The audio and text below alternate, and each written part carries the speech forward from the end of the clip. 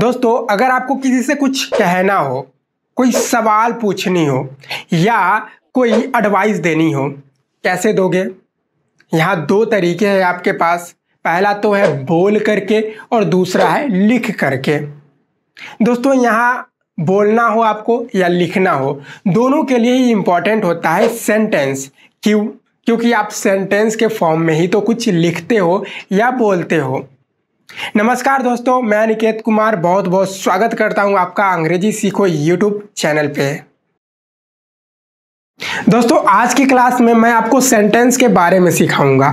Sentence में कितने part होते हैं, सेंटेंस कितने प्रकार के होते हैं, और ये जो पूरा एक्सप्लेनेशन होने वाला है ये मैं आपको बहुत ही सिंपल वे में करने वाला हूँ। तो वीडियो को अंत तक के देखते रहिए, जिससे सारी चीज़ें आपको बहुत ही अच्छे तरीके से समझ में आए। दोस्तों, सबसे पहले मैं आपको सेंटेंस के बारे में बताता हूँ। सेंटेंस क्या होता है? अगर आपने लास्ट वीडियो अटेंड किया है तो आपको पता होगा कि मैंने वहाँ आपको वर्ड्स के बारे में बताया था। वर्ड क्या होता है? तो मैंने आपको बताया था कि लेटर्स के ग्रुप को हम लोग वर्ड कहते हैं, और यहाँ ग्रुप्स, जो वर्ड्स के ग्रुप को हम लोग सेंटेंस कहेंगे। वर्ड्स के ग्रुप को सेंटेंस कहेंगे। और यहाँ कुछ चीज़ें और भी है समझने को, जो आप लोग एग्जाम्पल से समझेंगे। यहाँ दो एग्जाम्पल है, ध्यान से समझिएगा। पहले एग्जाम्पल को हम लोग सबसे पहले देखते हैं। पहला एग्जाम्पल में पहला वर्ड है यू आर माई ब्रदर। पहले एग्जाम्पल में कुछ वर्ड्स लिखे हुए हैं, यू आर माई ब्रदर, जो कि क्या है, एक ग्रुप में है। ये सभी वर्ड एक ग्रुप में है, और ग्रुप, जो भी वर्ड्स ग्रुप रहेगा, मतलब group of words is called sentence. Words के ग्रुप को हम लोग सेंटेंस कहेंगे। तो यह क्या है? एक सेंटेंस है। अब दूसरे एग्जांपल को देखिए। दूसरा, माई आर ब्रदर यू। ये दूसरा एग्जांपल है। यह भी क्या है? एक ग्रुप में है। यहाँ भी कुछ वर्ड्स जो कि एक ग्रुप में है। तो क्या यह एक सेंटेंस कहलाएगा? जी नहीं, यह एक सेंटेंस नहीं कहलाएगा। क्यों नहीं कहलाएगा? क्योंकि ग्रुप में ये भी, क्योंकि कुछ वर्ड्स जो कि एक ग्रुप में है, यहाँ भी है और यहाँ भी है, तो ऊपर वाला सेंटेंस कहलाएगा और नीचे वाला सेंटेंस नहीं कहलाएगा। आखिर क्या रीजन है? देखिए दोस्तों, रीजन यह है कि यू आर माई ब्रदर, तुम मेरे भाई हो, एक मीनिंग है। यह एक मीनिंगफुल सेंटेंस है। और ये दूसरा जो है, you my are brother you, यह कोई मीनिंग प्रोड्यूस नहीं कर रहा है, इसका कोई मीनिंग नहीं है। एक और चीज़ है, जो यू आर माई ब्रदर, एक इंग्लिश का जो स्ट्रक्चर होता है और जो जिस तरीके से वर्ड एक ऑर्डर में रखे जाते हैं, यहाँ पर जो भी वर्ड्स है उसी ऑर्डर में रखे हुए हैं, और यहाँ पर जो वर्ड है यहाँ पर ऑर्डर में नहीं रखे हुए हैं। इंग्लिश के जो स्ट्रक्चर होते हैं, जो उस ऑर्डर में वर्ड्स को रखा जाता है, यहाँ पर उस ऑर्डर में वर्ड्स को नहीं रखा हुआ है, इसलिए यह वर्ड नहीं कहलाएगा, सेंटेंस नहीं कहलाएगा। तो एक सेंटेंस के लिए एक ऑर्डर में वर्ड्स का होना जरूरी है, और दूसरी चीज उस सेंटेंस का एक मीनिंग होना जरूरी है, तभी वह सेंटेंस कहलाएगा। दोस्तों, अब आप लोग पार्ट्स ऑफ सेंटेंस के बारे में समझिए। किसी भी सेंटेंस में दो पार्ट होते हैं। पहला तो होता है सब्जेक्ट और दूसरा होता है प्रेडिकेट। सबसे पहले मैं आपको सब्जेक्ट के बारे में बताता हूँ कि सब्जेक्ट क्या होता है।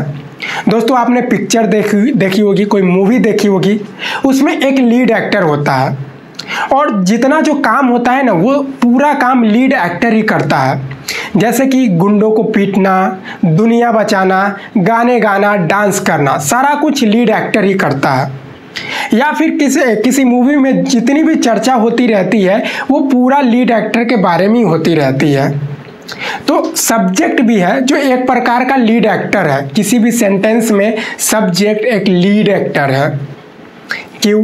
क्योंकि जो भी चीज़ें करता है वो एक सब्जेक्ट ही करता है, या फिर जितनी भी चर्चा होती है वह सिर्फ सब्जेक्ट के बारे में ही चर्चा होती है। फिर प्रेडिकेट क्या होता है? तो जो भी लीड एक्टर का जो भी करतूत होता है, जो भी कारनामे होते हैं, या फिर जो भी चर्चाएं होगी, उसको हम लोग प्रेडिकेट कहते हैं। अब इस चीज़ को मैं आपको एग्जाम्पल से समझाऊंगा। पहला एग्जाम्पल है यहाँ, आई एम टीचिंग। यह एक सेंटेंस है, और जब यह सेंटेंस है तो इसमें दो पार्ट होगा, एक सब्जेक्ट होगा और दूसरा प्रेडिकेट होगा। तो सब्जेक्ट कौन होगा? जो काम करेगा या जिसके बारे में चर्चा होगी। तो यहां पर काम कौन कर रहा है? आई एक सब्जेक्ट है, और उसके बाद एम टीचिंग, जो काम कर रहा है वह एक प्रेडिकेट होगा। फिर दूसरे सेंटेंस की तरफ बढ़ते हैं। दूसरा सेंटेंस है my friend works over time, जो कि एक सेंटेंस है, और इसमें भी दो पार्ट होगा, एक सब्जेक्ट होगा और दूसरा प्रेडिकेट होगा। तो सब्जेक्ट में क्या जाना आपने कि जो काम करेगा या फिर जिसके बारे में चर्चा होगी। तो यहाँ पर काम करने वाला व्यक्ति कोई नहीं है, यहाँ पर चर्चा हो रही है किसके बारे में? माई फ्रेंड के बारे में चर्चा हो रही है। तो माई फ्रेंड सब्जेक्ट होगा, और जो भी चर्चा होगी वह क्या होगा? वह प्रेडिकेट होगा। दोस्तों अब मैं आपको सेंटेंस के बारे में बताऊंगा। सेंटेंस भी कई प्रकार के होते हैं, जैसे कि कोई सेंटेंस होते हैं जो कि हम लोग नॉर्मली यूज करते हैं, जैसे कि हम लोग किसी एक्शन का वर्णन करते हैं, किसी काम के बारे में बताते हैं, कोई फैक्ट वगैरह बताते हैं, तो यह एक प्रकार का सेंटेंस है। दूसरे प्रकार का सेंटेंस जो कि हम लोग क्वेश्चन पूछते हैं, यह भी एक प्रकार का सेंटेंस है। जब हमें कोई रिक्वेस्ट करना हो, कोई किसी को सजेशन देना हो, तो यह भी एक प्रकार का सेंटेंस है। तो इसीलिए यहाँ पर सेंटेंस को 5 भागों में बांटा गया है। पहला है assertive sentence, interrogative sentence, imperative sentence, exclamatory sentence, optative sentence. एक एक करके इन सभी सेंटेंस के प्रकारों के बारे में अब समझेंगे। सबसे पहला है असर्टिव सेंटेंस। नॉर्मली हम लोग जितनी भी बातें करते हैं, किसी घटना के बारे में बात कर रहे होते हैं, किसी एक्शन का वर्णन कर रहे होते हैं, तो वो सभी टाइप्स के जो सेंटेंस होते हैं वो असर्टिव सेंटेंस के अंदर आते हैं। और असर्टिव सेंटेंस के भी 2 प्रकार होते हैं। पहला है अफर्मेटिव सेंटेंस, या उसको पॉजिटिव सेंटेंस भी बोलते हैं, और दूसरा है नेगेटिव सेंटेंस। अब कुछ एग्जाम्पल देख लेते हैं। पहला एग्जाम्पल है आई एम अ टीचर, मैं एक शिक्षक हूं। यह क्या कर रहा है कि एक सिंपल सा सेंटेंस है, नॉर्मली सेंटेंस का हम लोग उपयोग करते हैं। और यह आई एम अ टीचर, यह एक पॉजिटिव टीचर, जो कि एक पॉजिटिव मीनिंग है। अगर मैं बोलूं कि I am not a teacher, तो यह कौन सा सेंटेंस है? यह एक नेगेटिव सेंटेंस है, क्योंकि यह एक नेगेटिव मीनिंग रखता है। तो इसी को पॉजिटिव और नेगेटिव सेंटेंस कहते हैं। दूसरा एग्जाम्पल है he can drive a car, वह एक कार चला सकता है। तो यह एक पॉजिटिव सेंटेंस है, अफर्मेटिव सेंटेंस को बोलेंगे। तीसरा है you can not drive a car, तुम कार नहीं चला सकते। यह क्या है? नेगेटिव सेंटेंस है। असर्टिव सेंटेंस का यह नेगेटिव सेंटेंस है। अगला है इंटेरोगेटिव सेंटेंस। इंटेरोगेटिव सेंटेंस क्या होता है? सेंटेंस का वह प्रकार जिससे कोई क्वेश्चन पूछा जाता है। यहाँ कोई कुछ एग्जाम्पल है, जिसको देख लीजिए। पहला एग्जाम्पल है व्हाट इज योर नेम, तुम्हारा नाम क्या है। सेंटेंस में क्या है? क्वेश्चन पूछा जा रहा है ना। व्हाट इज योर नेम, तुम्हारा नाम क्या है, क्वेश्चन पूछा जा रहा है। तो यह एक इंटेरोगेटिव सेंटेंस है। दूसरा एग्जाम्पल है आर यू अ डॉक्टर, यह भी एक क्वेश्चन पूछा जा रहा है, क्या तुम डॉक्टर हो। तीसरा एग्जाम्पल है are you not a doctor, क्या तुम डॉक्टर नहीं हो। यह भी एक प्रकार का क्वेश्चन है। तो वह सेंटेंस का वह प्रकार जिससे क्वेश्चन पूछा जाए। और इंटेरोगेटिव सेंटेंस क्वेश्चन पॉजिटिव में भी हो सकती है और नेगेटिव में भी हो सकती है।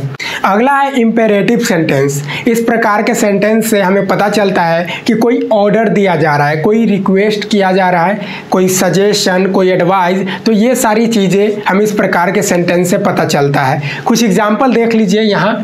पहला एग्जाम्पल है get out from here. Get out from here, क्या किया जा रहा है? यहाँ पर ऑर्डर दिया जा रहा है, किसी को हम बाहर जाने के लिए यहाँ से बोल रहे हैं। दूसरा है don't waste your time. Don't waste your time, ये क्या किया जा रहा है? एक सजेशन या एक एडवाइस दिया जा रहा है ना। तीसरा सेंटेंस है please give me a pen, यहाँ पर रिक्वेस्ट किया जा रहा है। तो इस प्रकार के जितने भी सेंटेंसेस होते हैं वो सभी इम्पेरेटिव सेंटेंस के अंदर आते हैं। नेक्स्ट है एक्सक्लामेटरी सेंटेंस। तो इस प्रकार के जो सेंटेंस होते हैं जिससे आप अपनी खुशी व्यक्त करते हैं, आश्चर्य को व्यक्त करते हैं या फिर अपनी कोई फीलिंग्स को व्यक्त करते हैं। चलिए हम लोग कुछ एग्जाम्पल देख लेते हैं। पहला एग्जाम्पल है व्हाट अ लवली पिक्चर। मतलब क्या पिक्चर है, क्या प्यारा तस्वीर है। क्या कर रहे हैं हम लोग यहाँ पर एक आश्चर्य व्यक्त कर रहे हैं, एक अच्छा जो फीलिंग्स होती है। उसके बाद नेक्स्ट है how foolish your brother is. यहाँ भी आश्चर्य व्यक्त कर रहे हैं कि यार तुम्हारा भाई कितना मूर्ख है, कितना गधा है ना। तो एक आश्चर्य है। तीसरा सेंटेंस है hurrah we won the match. यहाँ पर खुशी व्यक्त कर रहे हैं कि चलो हमने मैच जीत गया। सेंटेंस का आखिरी प्रकार है ऑप्टेटिव सेंटेंस। इस प्रकार के सेंटेंस से अपनी इच्छा, अपने डिजायर को व्यक्त किया जाता है। एग्जाम्पल देख लेते हैं। यहाँ 2 एग्जाम्पल है। पहला एग्जाम्पल है मे गॉड ब्लेस यू। दूसरा एग्जाम्पल है may God fulfil your every wish. तो इन दोनों ही सेंटेंस से हमें क्या पता चल रहा है कि अपनी इच्छा को, अपनी विश को व्यक्त किया जा रहा है। दोस्तों अब तक आपको सेंटेंस के बारे में कंप्लीट इन्फॉर्मेशन मिल गई है। अब मैं आपको सेंटेंस के स्ट्रक्चर के बारे में बताऊंगा। सेंटेंस का बेसिक स्ट्रक्चर क्या होता है आप सब लोग जानते हो, subject plus verb plus object. तो यह एक किसी भी सेंटेंस का बेसिक स्ट्रक्चर होता है। लेकिन यह जो स्ट्रक्चर होता है यह कंप्लीट इन्फॉर्मेशन नहीं दे पाता है, किसी सेंटेंस का कंप्लीट इन्फॉर्मेशन नहीं दे पाता है। तो फिर कौन सा स्ट्रक्चर कंप्लीट इन्फॉर्मेशन देगा? दोस्तों अगली क्लास में मैं आपको एक ऐसा स्ट्रक्चर बताऊंगा जो किसी भी सेंटेंस का कंप्लीट इन्फॉर्मेशन देगा। दोस्तों आज की वीडियो में बस इतना ही। मिलते हैं हम आपसे अगले वीडियो में। बाकी आपको हमारा प्रयास अच्छी लगी और वीडियो पसंद आई तो लाइक कीजिए। अगर आपके कुछ डाउट्स है तो आप हमसे कमेंट बॉक्स में पूछ सकते हैं। कुछ आपको हमें सजेस्ट करना हो, कुछ फीडबैक देनी हो तो भी आप कमेंट कर सकते हैं। बाकी अगर आप बिल्कुल शुरू से इंग्लिश सीखना चाहते हैं तो चैनल को सब्सक्राइब करके बेल वाले आइकन को प्रेस करके ऑल पे सेट कर लीजिए ताकि आपको हमारी फर्दर वीडियो मिल सके। Bye bye.